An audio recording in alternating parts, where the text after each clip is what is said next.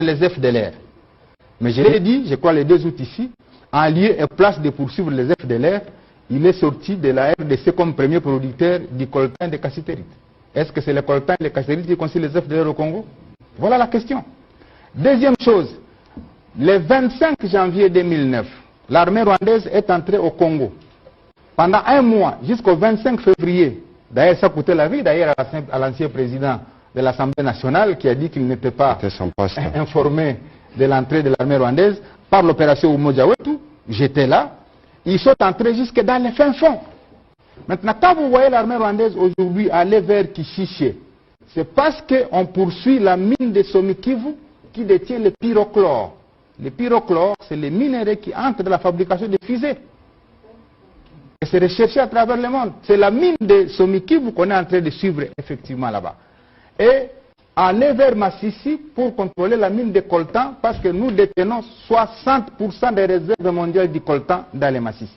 C'est particulièrement le pyrochlore et le coltan dans les Massissi qui fait l'enjeu de la guerre.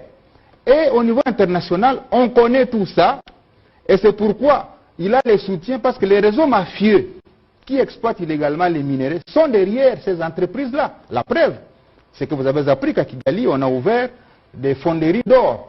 Mais quand les séries ont commencé à revenir en RDC, les fonderies d'or de Kigali ont fermé parce qu'elles n'étaient plus alimentées par... Et les fondateurs sanctionnés. Hein? Voilà. Donc c'est des questions ça qu'en international, nous devons aider à faire porter dans les bouches de tous les milliers qui doivent écouter les autorités congolaises pour qu'on comprenne qu'il n'y a rien de guerre là-bas parce qu'il y a FDLR, parce qu'il y a haine, il y a guerre, parce qu'il y a coltan, parce qu'il y a or, parce qu'il y a cassitérite, parce qu'il y a wolframite, parce qu'il y a tous ces éléments que Kigali veut avoir, parce qu'il veut avoir trois types de contrôle sur l'Est, contrôle politique, contrôle militaire, contrôle économique. Dès qu'il n'est pas rassuré d'avoir les trois types de contrôle, il n'est pas à l'aise à Kigali. Et donc les autorités congolaises doivent ouvrir l'œil et les bons, et c'est pourquoi on... Monsieur qui revient de l'école. Bonjour. Ah, maman bénie, s'il te plaît, je suis triste. Oh oh. Très triste. Oh oh. Comment ça triste?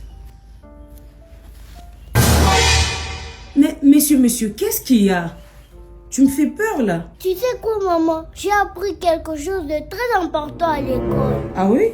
Mais dis-moi, je t'écoute, qu'est-ce que tu as appris? L'agression rwandaise contre la RDC, maman bénie.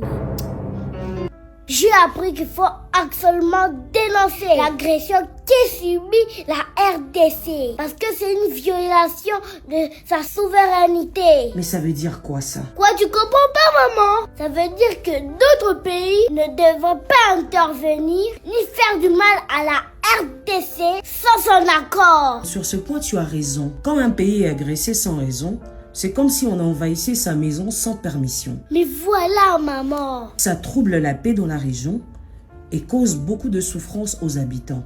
Ah, maintenant tu comprends, maman bénie. Attends, comment te l'expliquer? Tu n'as pas d'autres explications à me donner, c'est ça même. L'agression rend la stabilité très difficile. Et cela empêche justement la RDC de se développer. Je crois que la communauté internationale doit agir avec fermeté pour arrêter ces ingérences. Exactement, Johan. La solidarité entre les pays est très importante pour soutenir la souveraineté de la RDC. Et il faut que tout cela se fasse dans le respect des droits humains et des lois internationales. Donc, ce qui veut dire que la paix ne pourra durer que si tous prennent leurs responsabilités et condamnent clairement toutes ces attaques venant du Rwanda. Tu as parfaitement compris. Merci. La paix repose sur la responsabilité partagée de tous pour dire non à toute forme d'agression étrangère. Tout à fait, maman. À l'école, on a dit qu'il faut être patriote et être prêt à défendre le pays. Je suis très fière de toi, Johan Gabriel. Merci, maman, chouchou d'amour. N'oublie pas que la justice et la paix sont essentielles pour un monde meilleur. Tout à fait. À l'école, on a aussi dit que la justice est l'élimination. Bravo, Johan. Merci, maman Bill. Mais s'il te plaît, ne sois pas triste. Comment ne pas être triste, maman? Il paraît que nos frères, ils souffrent à l'est de la RDC. Et c'est depuis plus de 30 ans. Comment ne pas être triste? La justice va faire son travail, la diplomatie également, la communauté internationale, comme tu as dit. Mais nous comptons aussi sur Dieu. Tôt ou tard, la justice de Dieu s'appliquera sur chaque responsable de ces conflits et de cette guerre. Amen, maman.